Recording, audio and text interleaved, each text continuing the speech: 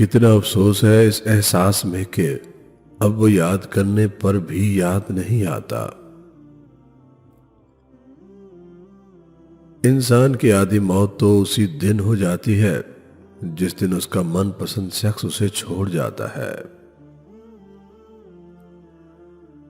خوش نصیب ہوتی ہے وہ عورت جو کسی مرد کی محبت کی اکلوتی وارث ہوتی ہے۔ ذمہ داریوں کے ہجوم میں جو چیز سب سے پہلے گم ہوتی ہے وہ بس اپنی شخصیت ہوتی ہے۔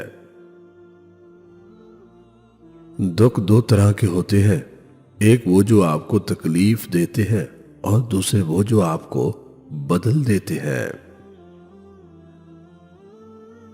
ایک وقت ایسا بھی شاید آئے کہ ہم دونوں ایک دوسرے کو پہچاننے سے انکار کر دیں۔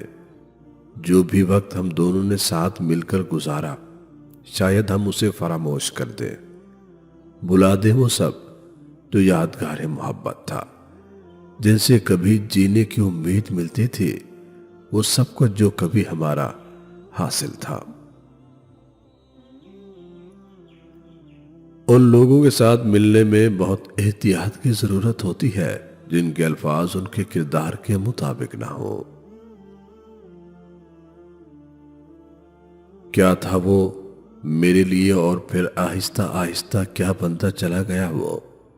لوگ محبت کرتے ہیں یہ سوچ کر کے ہر گزرتے ہوئے لمحے کے ساتھ یہ محبت پھیلتی ہی چلی گئی، لیکن میری کہانی نے میرے ساتھ ایسا کہاں ہونے دیا تھا۔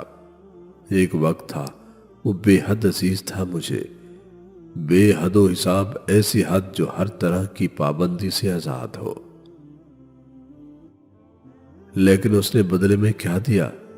آہیں، آنسو، جسم کو چیر دینے والی سسکیاں، وہ تکلیفیں جو میرا دل اس سے کبھی کہہ ہی نہ سکا۔ اور دیکھتے ہی دیکھتے وہ کیسے بدلتا چلا گیا، میرے وجود کو رونتا ہوا، مجھے کرچی کرچی کرتا ہوا، میری ذات کے بخیے ادھیڑتا ہوا۔ وہ تو کب کا ہمارے تعلق کو مار چکا تھا۔ کوئی اچانک دل سے نہیں اترتا، یہ عمل رفتہ رفتہ اپنا سفر طے کرتا ہے۔ کوئی جان ہی نہیں پاتا کہ کب کوئی چھوٹی چھوٹی غلطیوں اور لاپرواہی کے سبب دل سے دور ہوتا ہی چلا جاتا ہے، اور اتر جانا آسان بھی کب ہوتا ہے۔ دل کو راضی کرنا پڑتا ہے، سمجھانا پڑتا ہے کہ اب اور درد نہ سہا جائے گا۔ جو ٹوٹے ہوئے کو سمیٹ لے، جو عیب دیکھ کر بھی بیزار نہ ہو، وہ صرف میرا اللہ ہے۔ میرے ہاتھوں میں اس بار کتنے ہی اسمردہ اور سوکھے پتے تھے جو مجھے اس کی یاد دلایا کرتے تھے۔ جاتے وقت یہی پتے تو تھے جو ہم دونوں کی راہ میں حائل ہوئے تھے۔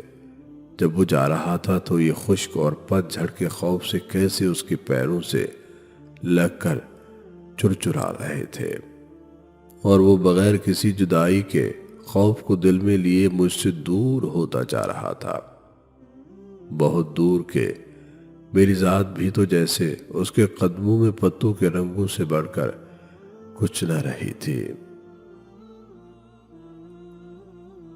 بے حسی کہہ لے یا نہ قدری، مگر انسان نے اپنے خیر خواہ کو اس کے چلے جانے کے بعد ہی پہچانا ہے۔ جو انسان آپ کے احساسات اور آپ کی زندگی میں اپنی ضرورت کو نہ سمجھے اور نہ ہی آپ کو وقت دے، وہ رفتہ رفتہ آپ کی زندگی سے اپنی اہمیت اور جگہ کھو دیتا ہے۔